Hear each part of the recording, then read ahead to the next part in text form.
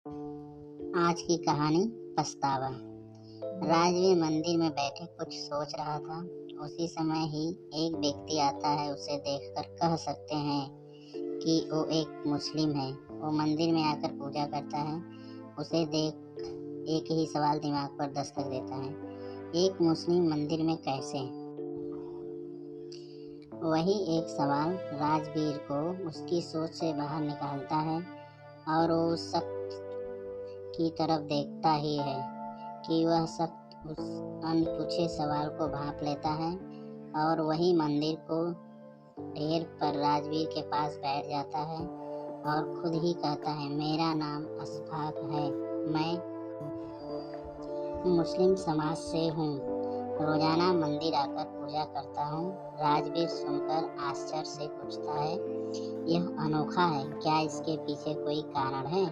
अशफाक मुस्कुराते हुए जवाब देता है, बरखुरदार, हर बड़े काम या बदलाव के पीछे वजह जरूर होती है। यहाँ भी है। हमारी बीवी हिंदू थी, उन्होंने हमारे धर्म को दिल से अपनाया।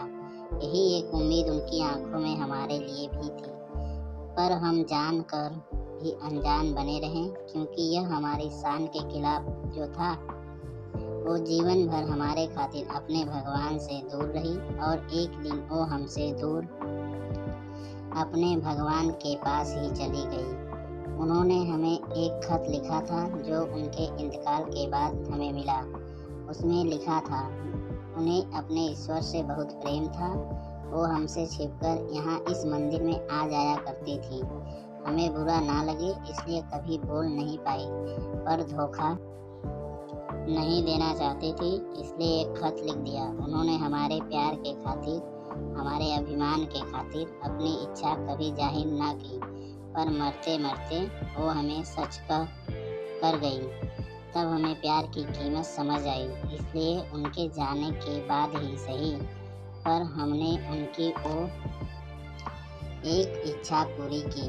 अशफाक की बात खत्म हो जाती है। दोनों कुछ देर खामोश बैठ जाते हैं। अशफाक की बातों से राजवीर के चेहरे पर बेचैनी सी है, जिसे देख अशफाक राजवीर से पूछता है, जनाब, आप कुछ परेशान से लग रहे हो। राजवीर कुछ असहज सा हो जाता है और कहता है, नहीं, ऐसा कुछ नहीं। अशफाक कहता है, बरखुरदार, आपकी बेचैनी देख कह सकता हूँ आप किसी सच से ही भाग रहे हो। राजवीर तेजी से वहाँ से उठकर जाने लगता है, जैसे अशफाक ने उनकी कोई चोरी पकड़ ली हो। अशफाक उसे रोकता है, पर राजवीर तेजी से वहाँ से निकलकर अपनी कार में बैठकर चला जाता है। राजवीर के दिमाग में अशफाक की सारी बातें घूमने लगती हैं। राजवीर को रात भर नींद नहीं आती। सुबह होते ही वो फिर उसी मंदिर में जाकर बैठ जाता है। फिर से उसकी मुलाकात अशफाक से होती है। अशफाक राजवीर के पास आकर बैठ जाता है। अशफाक समझ रहा है कि राजवीर उससे कुछ कहना चाहता है, पर अशफाक चाहता है राजवीर खुद अपने अभिमान को तोड़कर सच को उनके सामने रखें, जिससे वो भाग रहा है। पर वही राजवीर चाहता है अशफाक उससे आगे से सवाल करे, पर राजवीर कुछ नहीं बोल पाता।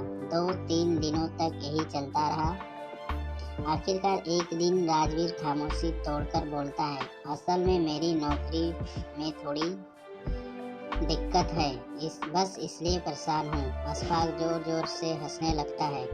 बरखुरदार, इतने दिनों बाद अपनी खामोशी तोड़ी भी तो झूठ बोलने के लिए? मियाँ, हमारे बाल धूप में सफ़ेद नहीं हुए हैं। आपका चेहरा साफ कह रहा है, आप खुद से खफा है। खुद की गलती मानने की हिम्मत नहीं है आप में। आप इस पुरुष प्रधान समाज के वही पुरुष हैं जो अपने मन रूढ़ी पकड़ में इतने जकड़ गए कि सच को स्वीकार नहीं कर पाते। अशफाक राजवीर को उसके ही असली रूप में पहचान करवाता है। राजवीर के दिल पर एक बोझ है जिसे वो खुद से भी खुलकर नहीं कह पाया है, और आज वो अपने जीवन के उस एक पहलू को अशफाक के सामने रखता है और कहता है, मैं एक मॉडर्न लड़की से शादी करना चाहता था, पर मेरे माता पिता ने मेरी शादी गांव की लड़की शिखा से करवा दी। मैं उससे ठीक से बात तक नहीं करता था। वो मेरे परिवार के साथ ऐसे घुल मिल गई थी जैसे बरसों से उनके साथ रह रही हो। मुझे ये भी पसंद नहीं आ रहा था, फिर भी वो मेरी हर ज़रूरत को बिना कहे मेरे कहे पूरा कर देती थी। मैं तरक्की पर तरक्की कर रहा था, मुझे अपने आप पर बहुत अभिमान था। एक दिन नशे में धुत घर आकर मैंने शिखा के साथ बदसलूकी की। मैंने कहा, तुम मेरी जिंदगी की सबसे बड़ी गलती हो। शर्म आती है मुझे जब तुम्हें अब पत्नी कहना पड़ता है।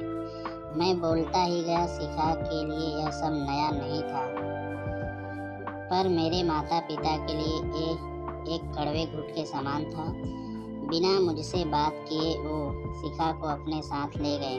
मैंने ऐसे बिहेव किया जैसे मुझे काले पानी की सजा से मुक्ति मिल गई हो। जाते वक्त शिखा ने मेरी मेज पर एक डायरी रखी थी जिसमें मेरी सारी जरूरतों की लिस्ट थी। यह देखकर मुझे गुस्सा आ गया। क्या समझती है वो खुद को, मैं क्या उस पर डिपेंड करता हूँ?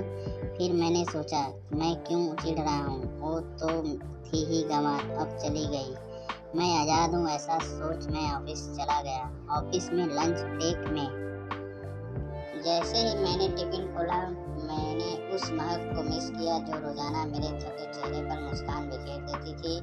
एक पल के लिए मुझे एक अजीब सी कमी महसूस हुई, पर उस वक्त मुझे अपनी आज़ादी का गुमान ज़्यादा था। समय गुजर रहा था, मैं अपनी हर एक ज़रूरत के लिए डायरी पर डिपेंड करता था। कमी का कुछ एहसास तो था, पर मेरा ईगो मेरे सामने आ जाता और मैं फिर अपनी अकड़ में जीने लगता। मैं परेशान जब हो गया जब मेरा वर्किंग परफॉर्मेंस बिगड़ने लगा। हमेशा अपनी प्रोग्रेस के लिए खुद को सारा क्रेडिट देता था। मैं ये मानना ही नहीं चाहता था कि मेरी प्रोग्रेस में शिखा का भी पूरा हाथ था। उसी के कारण मैं अपने जीवन की कई छोटी बड़ी परेशानियों और जिम्मेदारियों से बहुत दूर था और केवल अपने काम पर फोकस करता था। बेस्वाद खाने में, मुरझाए फूलों में, बिखरे घर में, हर उस जगह जहाँ मैं शिखा को देख चिढ़ाता था, उसे गंवार कर निकल जाता था, मुझे उसकी कमी महसूस होने लगी थी। पर मैं ये मान कैसे लेता? एक दिन मन भारी हो गया। फिर मैंने माँ को कॉल किया। वो मेरी आवाज़ से ही समझ जाती थी कि मैं परेशान हूँ, पर समझते हुए भी माँ ने मुझे इग्नोर कर दिया और कहा कि शिखा ने दूसरी शादी का फैसला कर लिया है। यह सुनकर मुझे और गुस्सा आ गया और मैंने कॉल कट कर दिया। कुछ दिनों पहले ही मुझे डाक से तलाक से कागज मिले। पता नहीं क्यों मैं खुश नहीं हूँ। मैं चाहता तो यही था कि शिखा मेरी जिंदगी से दूर हो जाए, पर आज मैं बेचैन हूँ। अशफाक थोड़ी देर रुककर कहता है, अब तुम क्या सोच रहे हो? राजवीर कहता है, शिखा मुझसे बहुत प्यार करती थी, फिर वो कैसे दूसरी शादी के लिए सोच भी सकती है? अशफाक कहता है, वाह मियाँ, क्या अभी भी वो आपसे पूछेगी कि आगे बढ़ूं या नहीं? आज जब आपको उसकी अहमियत पता चल गई है, तब भी उससे सच कहने से झिझक रहे हो? सब कुछ सामने है, फिर भी माफ़ी मांगने में खुद को छोटा महसूस कर रहे हो मियाँ। समझ लो, अगर अब भी आपने ईगो में रहे तो फिर मौका नहीं मिलेगा। दोस्तों, आपकी यह एक ईगो ही उसे जिंदगी से हरा देता है। राजवीर सब जानता है, पर उसके अहम के कारण वो शिखा से बात नहीं कर पा रहा है। शायद उसे डर है कि इस बार शिखा उसे नाम न कह दे। अशफाक राजवीर को झंझोड़ कर कहता है, जब मैं अशफाक होकर मरी हुई बीवी के खातिर मंदिर जा सकता हूँ, तो क्या तुम एक सच स्वीकार नहीं कर सकते? राजवीर को अशफाक की बात दिल पर लग जाती है। वो कॉल तो नहीं, पर शिखा को एक मैसेज करता है। मैसेज डिलीवरी होते ही उधर से कॉल आ जाता है। दोनों के बीच लंबी बात होती है और यह एक लंबा कॉल दोनों को आपस मिला देता है। दोस्तों, एक टेक्स्ट के बाद शिखा एक पल नहीं रुकती और कॉल कर देती है। यह एक औरत का दिल है। वो जिससे प्यार करती है उसे कभी नहीं झुकाती और वही एक आदमी हर उस औरत को झुकाता है जो उससे प्यार करता है। दोस्तों, यदि कहानी पसंद आई हो तो मेरे चैनल दिलीप के को सब्सक्राइब और शेयर करें और बेल आइकन दबा लें ताकि मैं कोई नई कहानी अपलोड करूं तो आप सबको नोटिफिकेशन मिल जाए। जय हिंद।